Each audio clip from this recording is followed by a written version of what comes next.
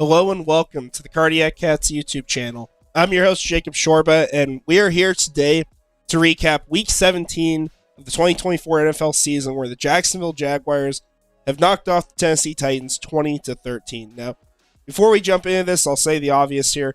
Feeling pretty sick right now. My voice is pretty much shot, so you'll have to bear with that here.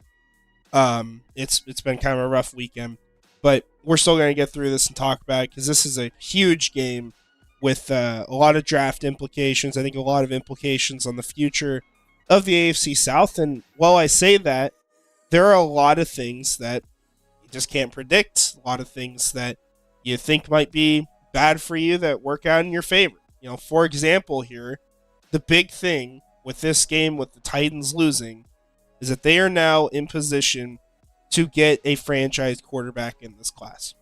That's the big loss for Jacksonville here. But at the same time, you may sit here and think that, or they could pick someone and it not work out. So you really don't know at the end of the day. But this is a big game for the future of the AFC South, because this was going to determine if the Titans were going to be able to get a quarterback, and on the flip side, if Jacksonville was going to pick high enough to, say, get like Travis Hunter, or be able to trade back for a haul of picks. And with this win, Jacksonville's pretty firmly out of that race unless they're willing to trade up in the draft. I don't think they would be. So we're going to talk about this game a little bit. Oh my gosh. Mac Jones, pretty good performance. Looked good on the field. No interceptions today.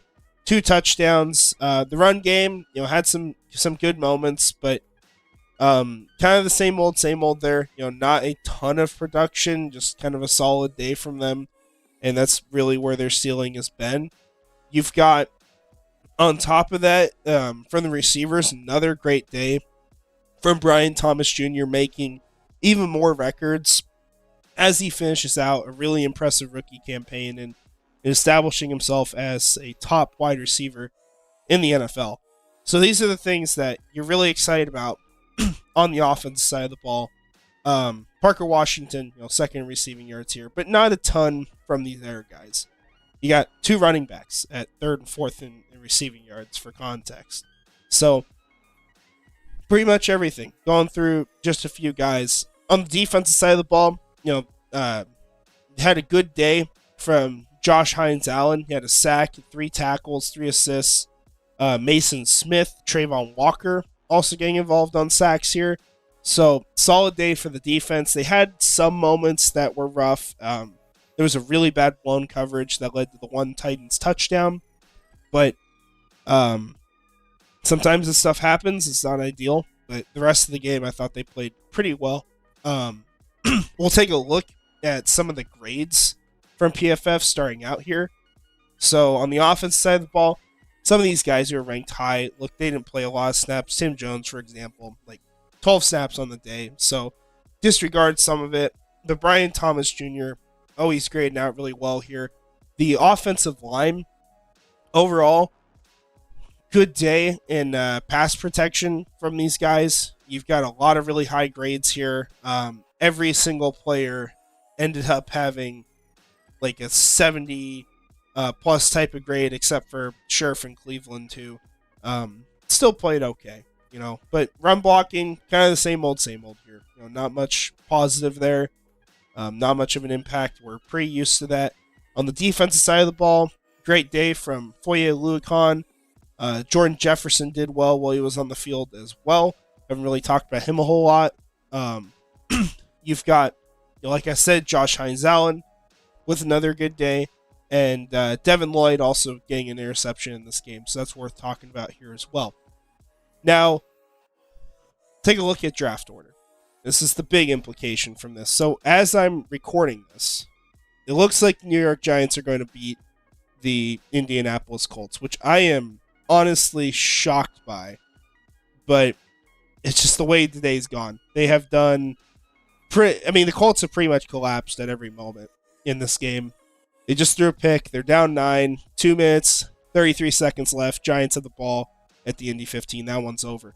So what does this do for draft order? Well, you've got New England and Tennessee sitting here at the top of the draft order. After that, the Giants are going to get knocked down probably behind Cleveland and Las Vegas. So it's going to be very interesting because you have a lot of quarterback needy teams above Jacksonville. You have really what is two guys in this class that we think for sure are going high. You could possibly see Milrow sneak in there. Who knows? But New England's sitting there at number one. They're going to have a tough time, I think, making that pick potentially because they've got a lot of needs. That team is not talented. And I think you're going to get some big offers. Look at the Raiders, for example. If they're sitting here at what would be number 4, they might want to move up there for that pick. So it's going to get really interesting with what happens. But Jacksonville is now in a spot where we're not talking about really like big trade packages or big hauls for a team that needs a quarterback. We're not talking about Travis Hunter as much. This is a situation where I think you could still consider trading back. That's possible. But I think there's going to be some really good players at the top of the class. We're going to have to talk about some different names than we have. That could be a Mason Graham. It could be, we've talked about Abdul Carter, but Abdul Carter I think would be in the mix. Will Johnson would be another one. You could talk about Ashton Genty. You could consider moving back a couple spots, of course, too. And, maybe look for the player who falls. But that's the situation now for Jacksonville. Now, my predictions for the rest of the season, just how I think these games will go down, and this will get shot to crap, realistically. Tried to go with everyone who's currently winning and then just predict the best I could. So I had the Browns, the Vikings, the Commanders, and the Lions winning here of the remaining games that have not started yet for me. And then these are Week 18 results. Some things to consider. Some teams are resting starters, so that is going to be a factor. I would actually probably flip this one because I do think the Eagles are going to rest starters, assuming the Vikings win. I don't think the Eagles can take first seed just because they're going to be in a spot where one of these teams has to win. And if they tie, they're going to be ahead of them anyway.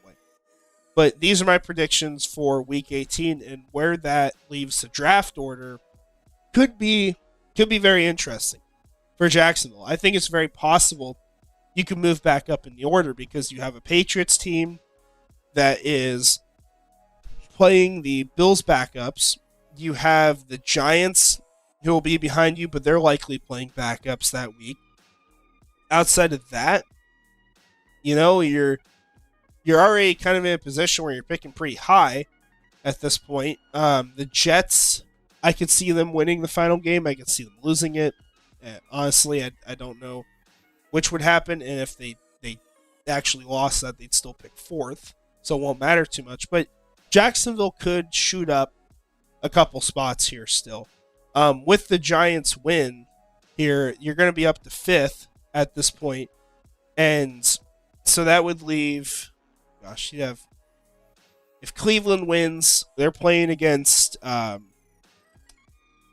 the Dolphins today. Dolphins don't have Tua, they don't have Waddle. That's very possible. Jacksonville could move up a couple spots. So it's not completely over, but you're picking somewhere in the middle of the top 10 is where they'll land. And once we know that official spot, we're going to talk a lot more about it, be able to give a lot more in-depth analysis on it, because at this point, I haven't really wanted to do a mock draft the last couple of weeks because we just don't know. We're playing so many bad teams at the end of the season that we could win out, we could lose out, or like we have, win some and lose some. So that's what's happened. But I think that's going to do it for us today.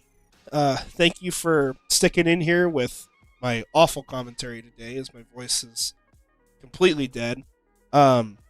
Hopefully we'll have some more stuff this next week once I get to feeling better. And I'm sure that a week from now, Black Monday, all that stuff, it's gonna be a lot more exciting once we can start looking towards the future fully and being ready for that. So, want to shout out channel members before we go. Premier Nasir 904, Mr. Dolphin, Scrubber Ducky 500, and Brian Foster. Thank you all for supporting the channel. If you guys have any thoughts, leave them in the comments and I'll take a look at it. But that's all I got. Hope you have a great rest of your day. And finally, go Jags.